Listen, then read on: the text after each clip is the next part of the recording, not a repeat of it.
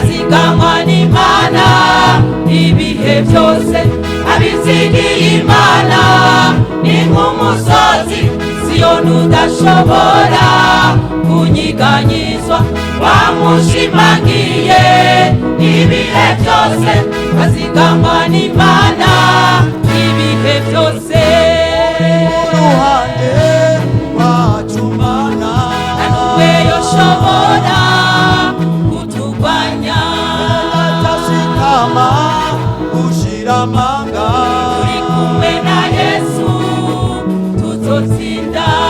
Uri mu ruhande rwacu Mana, Nanuwe yoshobora kutugwanya, atashikama gushira amanga. turi kumwe na Yesu tuzotsinda.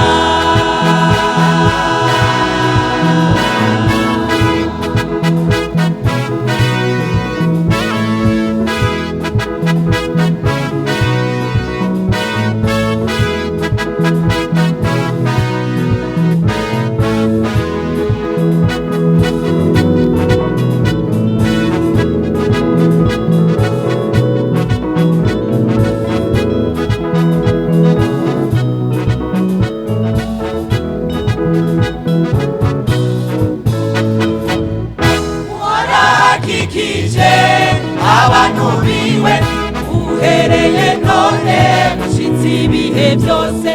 Umugororotsi arazigamwa ntahazo kwigera segerereza. Warahakikije abantu biwe uhereye none gushitsa ibihe byose. Umugororotsi arazigamwa ntahazo kwigera segerereza. Uruhande rwacu Mana, Nanuwe yoshobora kutugwanya, atashikama gushira amanga. turi kumwe na Yesu tuzotsinda. Uruhande rwacu Mana, Nanuwe yoshobora kutugwanya, atashikama gushira amanga. turi kumwe na Yesu tuzotsinda.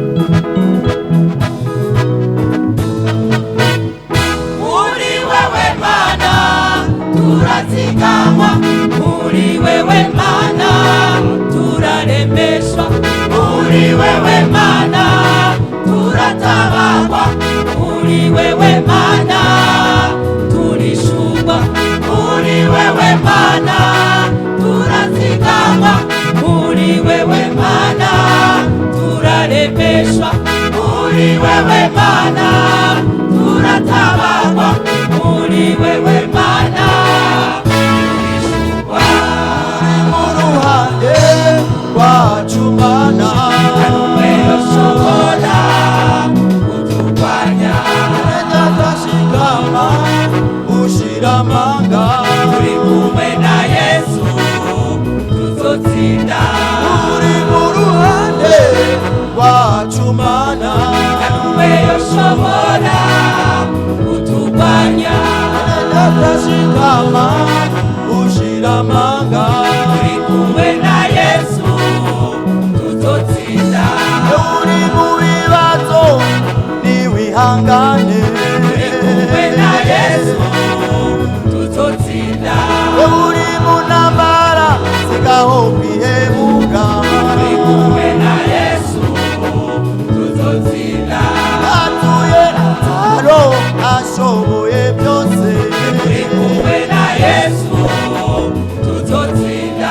o Yesu yatsinze natwe tuzo tuzotsinda turi kumwe na Yesu tuzotsinda turi kumwe na Yesu tuzotsinda turi kumwe na Yesu turi tuzotsinda kumwe